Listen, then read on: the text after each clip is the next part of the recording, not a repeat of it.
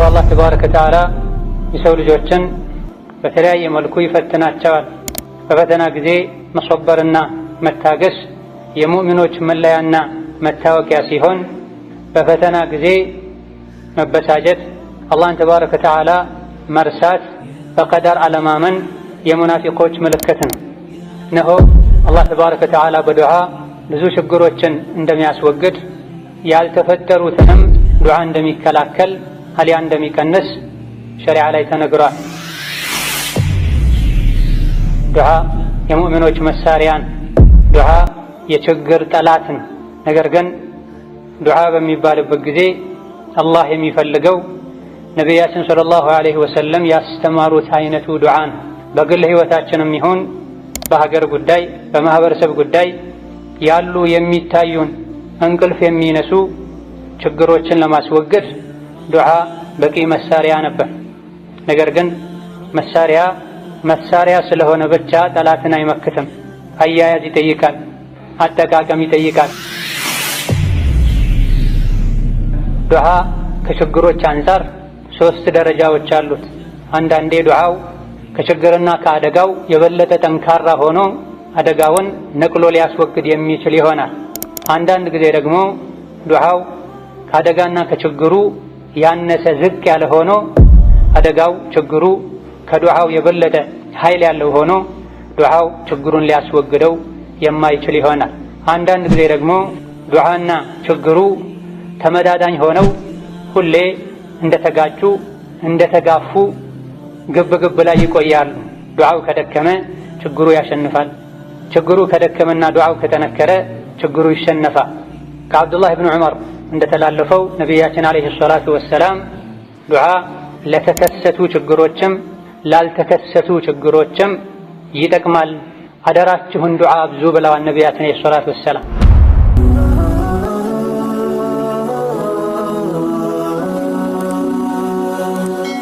ሰብስክራይብ በማድረግ ቤተሰብ ይሁኑ። አልሐምዱሊላሂ ረቢል ዓለሚን ወአሽሀዱ አን ላ ኢላሃ ኢለላሁ ወሕደሁ ላ ሸሪከ ለህ ወአሽሀዱ አነ ሙሐመደን ዐብዱሁ ወረሱሉህ اللهم صل وسلم وبارك على نبينا محمد وعلى آله وصحبه وسلم تسليما كثيرا. أما بعد، أوصيكم يا عباد الله ونفسي بتقوى الله حق تقاته قبل ملاقاته والوقوف أمامه سبحانه. عباد الله، إن الدعاء من أقوى الأسباب في دفع المكروه وحصول المطلوب، وهو عدو للبلاء يدافعه ويمنع نزوله ويرفعه أو يخففه إذا نزل. يا الله بارك الله تبارك وتعالى ሁሌም ፍሩት፣ ያዘዛችሁን ታዘዙ፣ የከለከላችሁንም ተከልከሉ። እነሆ አላህ ተባረከ ወተዓላ የሰው ልጆችን በተለያየ መልኩ ይፈትናቸዋል። በፈተና ጊዜ መሶበርና መታገስ የሙእሚኖች መለያና መታወቂያ ሲሆን፣ በፈተና ጊዜ መበሳጨት፣ አላህን ተባረከ ወተዓላ መርሳት፣ በቀደር አለማመን የሙናፊቆች ምልክት ነው። እነሆ አላህ ተባረከ ወተዓላ በዱዓ ብዙ ችግሮችን እንደሚያስወግድ ያልተፈጠሩትንም ዱዓ እንደሚከላከል አሊያ እንደሚቀንስ ሸሪዓ ላይ ተነግሯል። ዱዓ የሙእሚኖች መሳሪያን፣ ዱዓ የችግር ጠላትን። ነገር ግን ዱዓ በሚባልበት ጊዜ አላህ የሚፈልገው ነቢያችን ሰለላሁ ዐለይሂ ወሰለም ያስተማሩት አይነቱ ዱዓን በግል ህይወታችንም ይሁን በሀገር ጉዳይ በማህበረሰብ ጉዳይ ያሉ የሚታዩን እንቅልፍ የሚነሱ ችግሮችን ለማስወገድ ዱዓ በቂ መሳሪያ ነበር። ነገር ግን መሳሪያ ስለሆነ ብቻ ጠላትን አይመክትም። አያያዝ ይጠይቃል፣ አጠቃቀም ይጠይቃል። ዱዓ ከችግሮች አንፃር 3 ደረጃዎች አሉት። አንዳንዴ ዱዓው ከችግርና ከአደጋው የበለጠ ጠንካራ ሆኖ አደጋውን ነቅሎ ሊያስወግድ የሚችል ይሆናል። አንዳንድ ጊዜ ደግሞ ዱዓው ከአደጋና ከችግሩ ያነሰ ዝቅ ያለ ሆኖ አደጋው ችግሩ ከዱዓው የበለጠ ኃይል ያለው ሆኖ ዱዓው ችግሩን ሊያስወግደው የማይችል ይሆናል። አንዳንድ ጊዜ ደግሞ ዱዓና ችግሩ ተመዳዳኝ ሆነው ሁሌ እንደተጋጩ እንደተጋፉ ግብ ግብ ላይ ይቆያሉ። ዱዓው ከደከመ ችግሩ ያሸንፋል። ችግሩ ከደከመና ዱዓው ከጠነከረ ችግሩ ይሸነፋል። ከአብዱላህ ብን ዑመር እንደተላለፈው ነቢያችን ዓለይሂ ሰላቱ ወሰላም ዱዓ ለተከሰቱ ችግሮችም ላልተከሰቱ ችግሮችም ይጠቅማል፣ አደራችሁን ዱዓ አብዙ ብለዋል ነቢያችን ዓለይሂ ሰላቱ ወሰላም። ዱዓ ማድረጋችንን ከምናየው በላይ በምን መልኩ ነው ዱዓ ማደርገው ልንል ይገባናል። ሰይፍ የሚቆርጠው ጠንካራ ጡንቻ ያለው ሰው ከያዘው ነው። ሰይፉ ላይ ችግር ካለ መቁረጥ የፈለግነው ነገር እንደማይቆረጠው፣ ሰይፉን የያዘው ሰው ላይ ችግር ካለ መቁረጥ የተፈለገው ነገር እንደማይቆረጠው ሁሉ ዱዓ ስላደረገን ብቻም ያሳሰቡን ያስጨንቁን ነገሮች ሊቀረፉና ሊስተካከሉ አይችሉም። የዱዓ አደራረግን ልንማር መስፈርቱን ልናሟላ ይገባናል። ዱዓው ራሱ ቃሉ ትክክለኛና ጥሩ ዱዓ ከመሆኑ ጋር ዱዓውን የሚያደርገው አካል ልቡ ስላልተስተካከለ ከጌታው ጋር ጸባዩ ስለተበላሸ ዱዓው ተቀባይነት ሊያጣ ይችላል። የዱዓ አደራረግ አደብን ባለመጠበቃችንም ዱዓው ተቀባይነት ሊያጣ ይችላል። እነሆ እያንዳንዱ በዱዓ የሚያምን ዱዓ የሙእሚን መሳሪያ መሆኑን የሚቀበል በዱዓ ሁሉም ችግሮች እንደሚቀረፉ የሚያውቅ ሰው ዱዓ አድርጎ ችግሮችን በሙሉ ማስወገድ ይችል ዘንድ የዱዓ ስርዓቶችና ዱዓ ተቀባይነት እንዳያገኝ የሚያደርጉ ነገሮችን አውቆ መተግበር ያለበትን ሊተገበር፣ መጠንቀቅ ያለበትን ሊጠነቀቅ ይገባዋል። ዱዓችን ተቀባይነት እንዲያገኝ ውጤታማ እንዲሆን መሟላት ካለባቸው ቅድመ ሁኔታዎች መስፈርቶች መሃል አንዱ ዱዓ ስናደርግ በኢኽላስ ሊሆን ይገባዋል። በየጊዜው ብዙ ላሳሰቡን ጉዳዮች ዱዓ እናደርጋለን፣ ግን እምብዛም ውጤት አይታይም። ችግሩ የት ሆኖ ነው? አላህ ተባረከ ወተዓላ ባሮቼ ከጠየቁኝ እሰማለሁ፣ የጠየቁትን እሰጣለሁ፣ ቅርብ ነኝ ብሏል። አላህ ተባረከ ወተዓላ ቃሉን አያፈርስም። ችግሩ ያለው እኛ ጋ ነው ልንልና ራሳችንን ልናጠራ ዱዓ አደራረጋችንን ልናስተካክል ይገባናል። የመጀመሪያው ዱዓን ማስተካከል ላይ የምናገኘው ኢኽላስ ነው። ዱዓ ስናደርግ አላህን ብቻ ልንለምን ይገባናል። ከአላህ ውጭ ያለን ሌላን አካል የለመን እንደሆነ አላህን የለመንን ደግሞ ሰው እንዲያየለን ሰው እንዲሰማለን ዱዓ ያደርጋል እንድንባል ከሆነ የምናደርገው ኢኽላስ የለውም።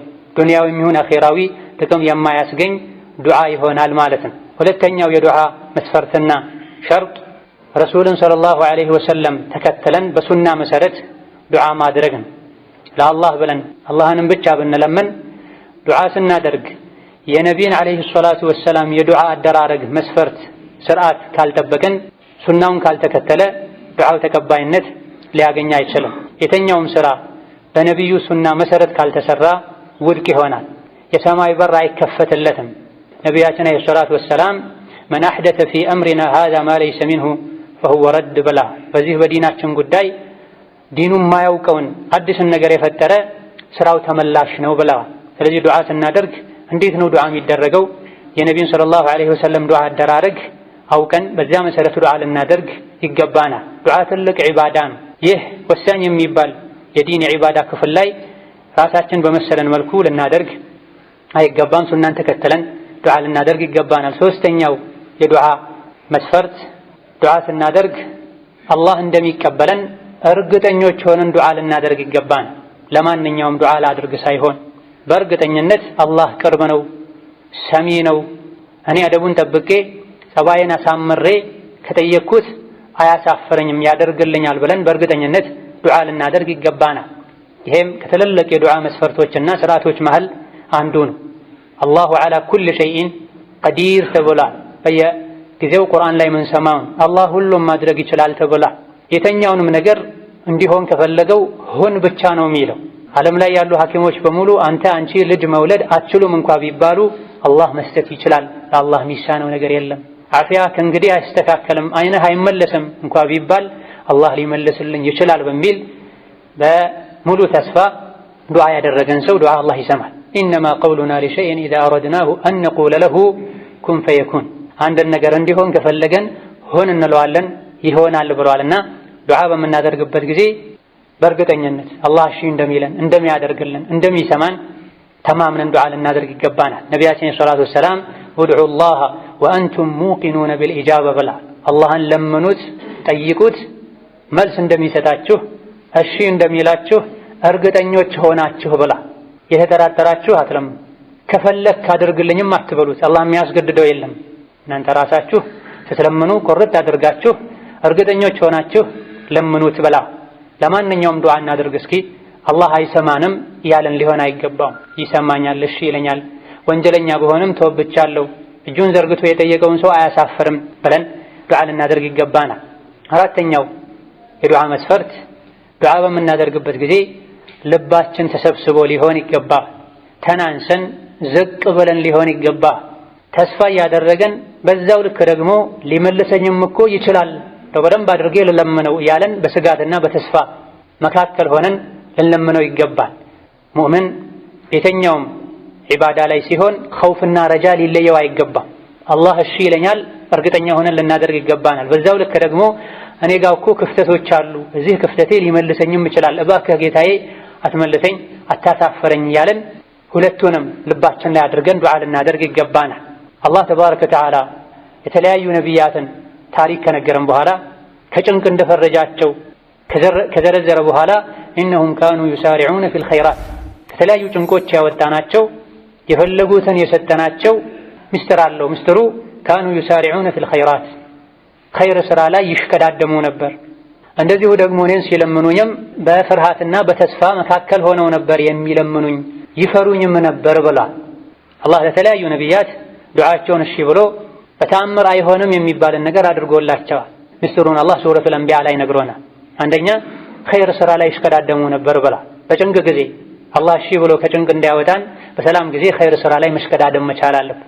ስለዚህ ዱዓ ስናደርግ ዱዓ መቅቡል እንዲሆን መሟላት ካለባቸው መስፈርቶች መሃል አንዱ ልብ መሰብሰብ፣ አላህን መፍራት፣ መተናነስ፣ በተስፋና በስጋት መካከል ሆኖ መለመን ነው። ወከዛሊክ ነቢያችን ሰለላሁ ዐለይሂ ወሰለም ወዕለሙ አነ አላህ ላ የስተጂቡ ዱዓአን ሚን ቀልቢን ላሂን ብላ እወቁ አላህ ተባረከ ወተዓላ ዱዓን አይቀበልም ዝንጉ ከሆነ ቀልብ፣ ቸልተኛ ከሆነ ቀልብ ብላ ዱዓ እያደረጉ የሚጫወቱ የሚመስሉ ግራ ቀኝ የሚያዩ ሰዎች አሉ።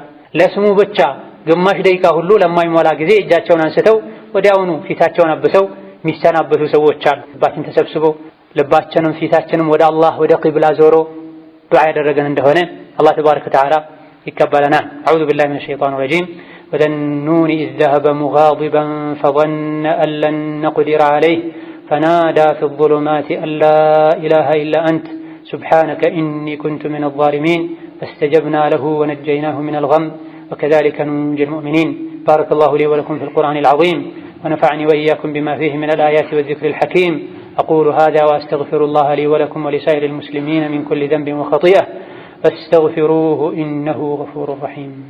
الحمد لله ذي الفضل والإحسان والصلاة والسلام على المبعوث رحمة للإنس والجن وعلى آله وصحبه. أما بعد نزينا مسلي هونو يدعى مسفرتوچن أموالتن دعاء كادرغن الله تبارك وتعالى دعاء يقبلا دعاء لا يقبلن يطيقنون لا يسدن لمنون يالال ይህ እንዳለ ሆኖ ግን መስፈርቱን አሟልተን ዱዓ ከማድረጋችንም ጋር ዱዓው መቅቡል እንዳይሆን የሚያደርጉ ከልካዮች አሉ። ዱዓችን በአማረ መልኩ እንኳ የተደረገ ቢሆን መቅቡል እንዳይሆን መልስ እንዲያጣ ከሚያደርጉ ነገሮች መሃል አንዱ ወንጀል ላይ መውደቅ፣ የምንበላው ነገር ላይ፣ የምንጠጣው ነገር ላይ፣ የምንለብሳቸው ነገሮች ላይ፣ ህይወታችን ላይ ሐራም ከተቀላቀለ በሐራም ከተነጃጀሰን ዱዓችን ተቀባይነት አያገኝም። የተለያዩ ዱዓ መቅቡል እንዲሆን የሚያደርጉ ነገሮች አሉ። ሐዲስ ላይ የሚታወቁ መንገደኛ መሆን፣ መጎሳቆልና መቸገር፣ እጅን አንስቶ መለመን፣ አላህን ተባረከ ወተዓላ በመልካም ስሞቹ መጠየቅ። እነዚህም በሙሉ ያደረገ የአንድን ሰው ታሪክ ነቢ ተናገሩ። መንገድ ያበዛል፣ ሰውነቱ ተጎሳቁሏል፣ እጁን አንስቶ ጌታዬ ሆይ ጌታዬ ሆይ ያለ ይማጸናል።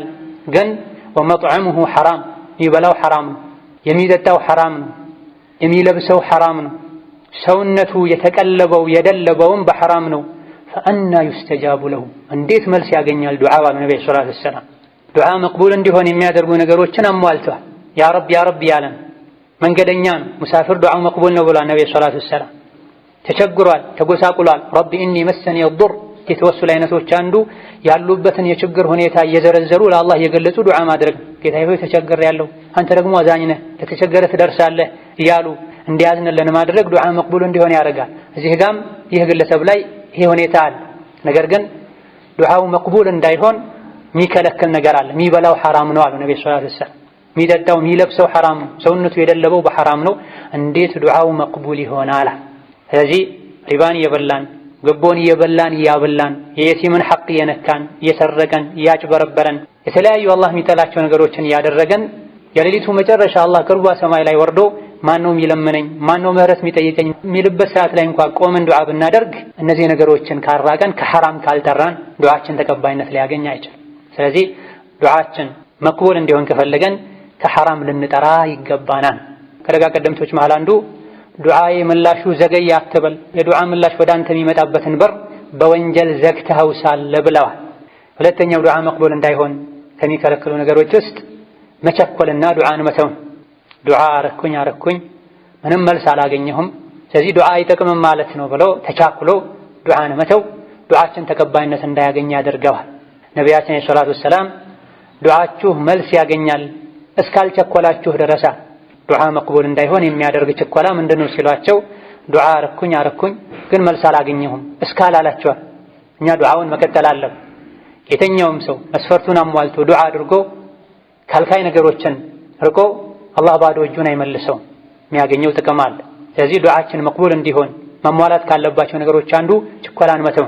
ሁለት ሶስቴ አንድ ወር ሁለት ወር ሶስት ወር ዱዓ አድርጎ ማቆም ሳይሆን መልስ እስክናገኝ ድረስ መፍትሄ እስኪመጣ ድረስ ሌት ተቀን ዱዓ ማድረግ አለብን።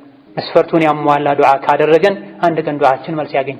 ያሳሰቡን ያስጨነቁን ነገሮች ሁሉ ይጠፋሉ። የተመኘናቸው ነገሮችንም ለኛ የሚበጁ እስከሆኑ ድረስ አላሁ ተባረከ ወተዓላ ይሰጠናል። ወሀከዛ ዱዓ መቅቡል እንዳይሆን ከሚከለክሉ ነገሮች አንዱ አላህ እኛ ላይ ግዴታ ያደረጋቸው ዋጅባቶችን መተውን። መልካም ስራን መስራት ዱዓ መቅቡል እንዲሆን ሰበብ እንደሆነ ሁሉ ዋጅብን መተው ዱዓችን ተቀባይነት እንዲያጣ ከሚያደርጉ ነገሮች መሃል አንዱ። ነቢያችን ሰለላሁ ዐለይሂ ወሰለም በመልካም እዘዙ ከመጥፎ ከልክሉ፣ ይሄን ካላደረጋችሁ አላህ ተባረከ ወተዓላ አደጋን ችግርን ያመጣባችኋል፣ ከዛ በኋላ አንሳልኝ ብላችሁ ብትለምኑትም አይሰማችሁም ብላ። መመካከር ወንጀለኛን ተው ማለት ግዴታን የተወሰው አላህ ግዴታ ያደረገብህን ነገር አድርግ ብሎ ማዘዝ፣ ዳዕዋ ማድረግ፣ እንዳቅሙ ሁሉ መምከር የነቢዩ ሙሐመድ አለይሂ ሰላቱ ወሰላም ኡመት መለያና የሙእሚኖች ሁሉ ግዴታ። ከእናንተ ውስጥ ወንጀልን ያየ በእጁ ያስወግድ፣ ያልቻለ በምላሱ ይናገር፣ ያልቻለ በልቡ ይጥላ ብለዋል ነብዩ ሰለላሁ ዐለይሂ ወሰለም። ዋጅብ የሆኑብን ነገሮችን ከተወን ዱዓችን ተቀባይነት እንዳያገኝ ያደርገዋል። እንደ ምሳሌ ነብዩ ሰለላሁ ዐለይሂ ወሰለም በመልካም ማዘዝ ከመጥፎ መከልከልን መተው ጠቅሰዋል። በሄድንበት ሁሉ ከግራ ቀኝ ከፊት ከኋላ ወንጀሎችን እያየን በተለያየ መልኩ ሰዎች ወንጀል ላይ ተዘፍቀዋል። በእንዲህ አይነቱ ሁኔታ ላይ ወንጀልን አይቶ ዝም ማለት በላ እንዲመጣ ያደርጋል። የተለያዩ አይነት በላዎች ዋጅብን በመተዋችሁ መመካከርን ቸላ በማለታችሁ ምክንያት በላ ይመጣባችኋል፣ የአላህ ቅጣት ይመጣባችኋል። ከዛ በኋላ አላህን አንሳልን ብላችሁ ብትለምኑትም እሺ አይላችሁም ብላ የባሰው እንዳይመጣ መመካከር ተው ማለት። አይ ካልንና ወንጀልን አይተን ዝም ካለን ከአኺራ በፊት እዚሁ ዱንያ ላይ እንደሚቀጣን ተነግሮናል። ይህ በእንዲህ እንዳለ ዱዓ ከማድረጋችን ጋር የጠየቅነውን አይነት ምላሽ ላናገኝ እንችላል። አንዳንዴ የጠየቅነውን ራሱን አላህ ሊሰጠን ይችላል። አንዳንዴ ሌላ ከዛ የባሰን ነገር ሊከላከልልን ከጠየቅነው የተሻለን ነገር ሊሰጠን ይችላል። አሊያ ደግሞ ለአኺራ ሊያስቀምጥልን ይችላል። ሁሉንም ሊያደርግ ሊያሳካ የሚችል ከመሆኑ ጋር ማለት ነው። አቡ ሰዒድ አልኹድሪ ባስተላለፉት ሐዲስ ነቢያችን ሰለላሁ ዐለይሂ ወሰለም የተኛውም ሙስሊም ወንጀል የሌለበት ዝምድና መቁረጥ የሌለበት ትክክለኛ ዱዓ ያደረገ እንደሆነ ከሶስት አንዱን ያገኛል ብላ። የጠየቀውን እዚሁ ዱንያ ላይ ያገኛል፣ ካልሆነ ለአኺራ ይቀመጥለታል፣ ካልሆነ የባሰን አደጋ ዱዓው ይከላከልለታል ብላ። ይህን የሰሐቦቻቸው እንግዲያውስ ዱዓ ማድረግ እናበዛለን ብለዋቸው። ዱዓ አድርገን ከሶስት አንዱን የማናጣ ከሆነ እንግዲያውስ ዱዓ እናበዛለን ብለዋቸው። ነብዩ አለይሂ ሰላቱ ወሰላም አላሁ አክበር ብለዋቸው። ዱዓ ባበዛችሁ ቁጥር የአላህ ስጦታም በዛው ልክ ብዙ ይሆናል ብለዋል። አላህ ተባረከ ወተዓላ የተለያዩ ሙሲባዎችን ያመጣል። እነዚህ አደጋዎች ሊነሱ የሚችሉት እኛ ስንተውበት፣ ወደ አላህ ስንመለስ፣ አንሳለኝ ስንለው፣ ዱዓችን የተስተካከለ ሲሆን። ዱዓን የተወን ጊዜ ችግሩ የተባባሰ ይሄዳል። ያልተጠበቁ ሌሎች ችግሮችም ይመጣሉ። እንደ ዱዓ በላን የሚመልስ ነገር የለም። እንደ ተውበት የአላህን ቅጣት የሚያነሳ ነገር የለምና ሁላችንም ወደ ራሳችን በመመለስ ራሳችንን እንፈትሽ፣ በግላችን ተውበት ልናደርግ ልንጸጸት ዱዓ መቅቡል የሚሆንባቸው ወቅቶችን የመረጠን ዱዓ ልናደርግ ይገባናል። አላህ ተባረከ ወተዓላ ሐያ የሚያደርግ ጌታ ነው፣ ቸርም ነው። ባሪያው እጁን አንስቶ ለምኖት ጠይቆት ዜሮ አድርጎ አይመልሰውም ብላ ነብዩ ሰለላሁ ዐለይሂ ወሰለም።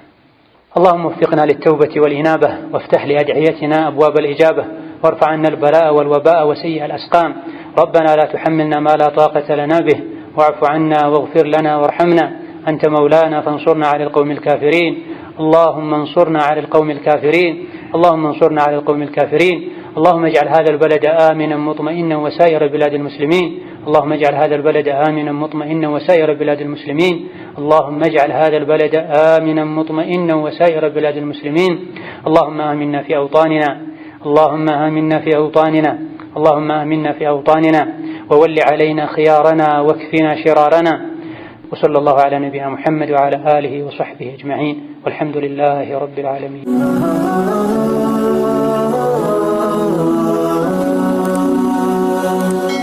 ሰብስክራይብ በማድረግ ቤተሰብ ይሁኑ።